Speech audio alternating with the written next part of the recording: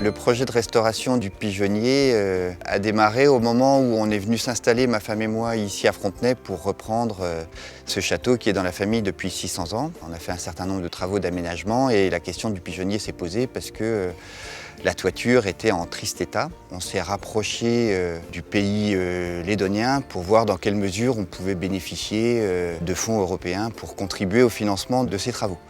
On a fait également un travail de communication, on a mis un peu en place des panneaux pour montrer l'intérêt de ce pigeonnier, qui est un des rares dans le Jura qui conserve l'ensemble de ses moyens de fonctionnement d'origine.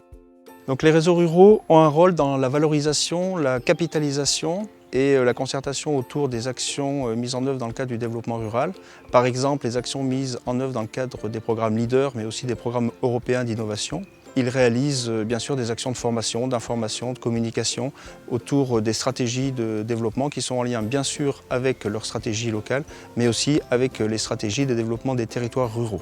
Les réseaux ruraux doivent être réactifs, ils doivent être à l'écoute des différents porteurs qui existent sur les territoires pour pouvoir identifier les différents acteurs, les mettre en action et permettre ce décloisonnement. Mais c'est quoi le FEADER ?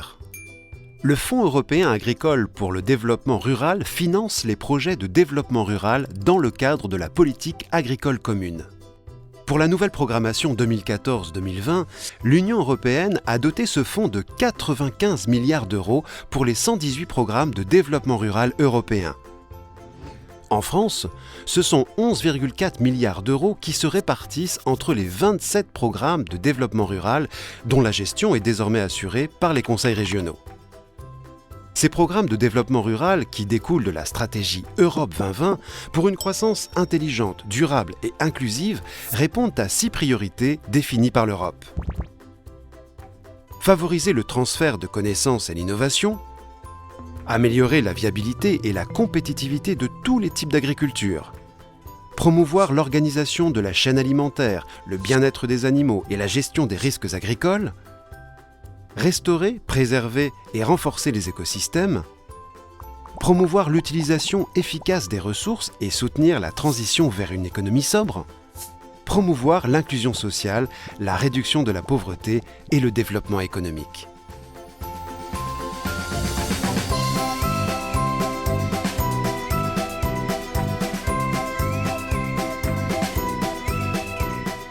L'Atelier Paysan, c'est une coopérative d'accompagnement des paysans à l'autoconstruction de leurs machines et c'est une coopérative qui mobilise du coup l'innovation qui implique les usagers du début à la fin. On les accompagne de la définition de leur cahier des charges à eux jusqu'à la conception, la construction collective et la validation par l'usage dans leur champ de cet outil-là.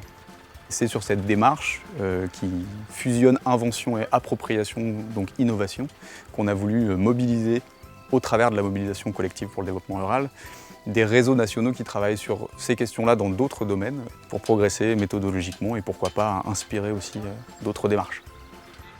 Cap Rural, qui incarne le réseau rural en Rhône-Alpes, dans sa mission de décloisonnement des acteurs, s'intéresse à toutes ces questions d'innovation, innovation sociale, innovation territoriale. Ce qui nous intéresse, c'est de voir comment on peut élargir cette question d'innovation par les usages à d'autres thématiques des territoires ruraux. Je pense par exemple aux services à la population, aux questions de mobilité, travailler avec les usagers et du coup on propose à des acteurs du développement rural, notamment les agents de développement, de réfléchir à ces questions, de comment on réinvestit la question de l'innovation dans les territoires. Depuis 2008, chaque État européen a mis en place son réseau rural afin de fédérer les différents acteurs pour favoriser les transferts et répondre collectivement aux enjeux des territoires ruraux.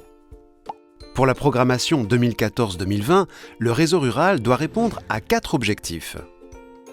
Accroître la participation de chacun à la mise en œuvre des politiques de développement rural, améliorer la qualité de mise en œuvre des programmes de développement rural, informer le grand public et les bénéficiaires des possibilités de financement dans le cadre du FEADER, et enfin, favoriser l'innovation en agriculture, en agroalimentaire et en foresterie.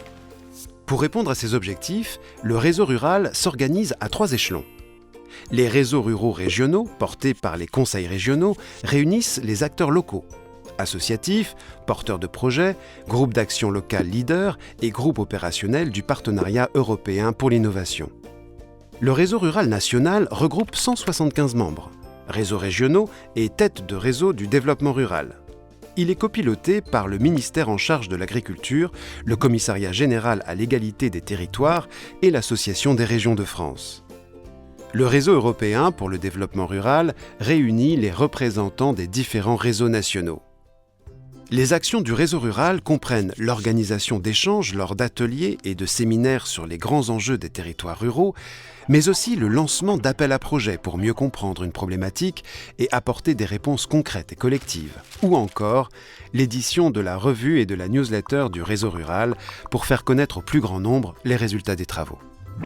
Le principal outil de communication du réseau rural est le site internet réseaurural.fr sur lequel vous trouverez toutes les actions, les rendez-vous et tous les contacts utiles. Alors bon projet pour construire ensemble l'avenir des territoires.